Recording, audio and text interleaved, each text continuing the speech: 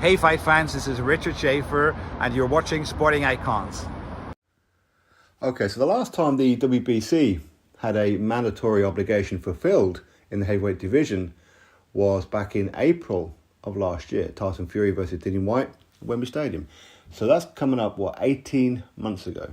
That's the last time a mandatory was completed in the heavyweight division for the WBC. That is disgusting behaviour, really is. Now, of course, the WBC, they did order Deontay Wilder versus Andy Ruiz Jr. And that was back in November. And they did nothing. They didn't put a deadline on it. They didn't do anything. Not until recently have they decided to act on it. Recently. So you're talking 9-10 months ago, when they could have acted on it 6-7 months ago. So, because they didn't do anything, for what reason? Is it because they're afraid of Wilder or Andy Ruiz Jr. or probably Al Heyman, right? Probably Al Heyman and the PBC. So they didn't do anything. And then they say, well, it's not Tyson Fury's fault. He didn't have a mandatory. We did order one and they didn't get the fight on. Yeah, because you didn't act on it. Nobody else's fault, but Mauricio Sulaimán's fault and the WBC. This is why Tyson Fury is allowed to go fight Francis Ngannou. Because he doesn't have a mandatory. Now, could it be that Mauricio Sulaimán and WBC are getting paid to allow Tyson Fury to fight Francis Ngannou? Would not surprise me.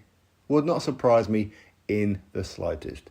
And come November, what WBC are going to do, they're going to order Joshua versus Wilder, Wilder versus Joshua. However it is that they're going to do it, who cares? And as I said in the previous video, if I'm Joshua, if I'm Wilder, I'll tell WBC to go suck a hairy plum. That's what I'm... Why on earth will we pay you a cut of our purse? For what? No thanks, jog on. That's what I would do. If I'm Joshua, if I'm Wilder, if they have anything about them, that's what they'll do. If they don't have anything about them, then they'll allow the order. Okay?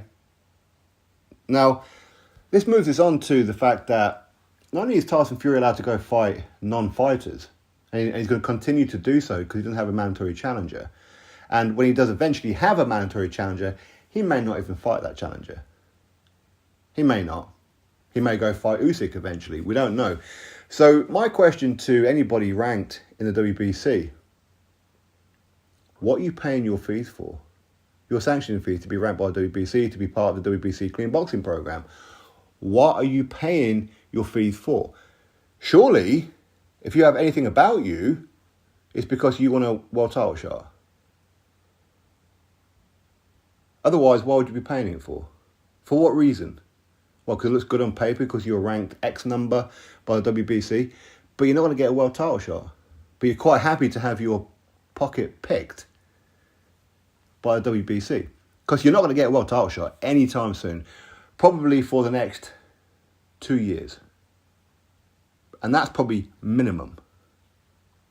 Because by the time they order Joshua versus Wilder in November, that hopefully one or both of them tell the WBC to jog on. But even if they don't, then Fury may end up fighting the winner of that fight in, I don't know, summertime.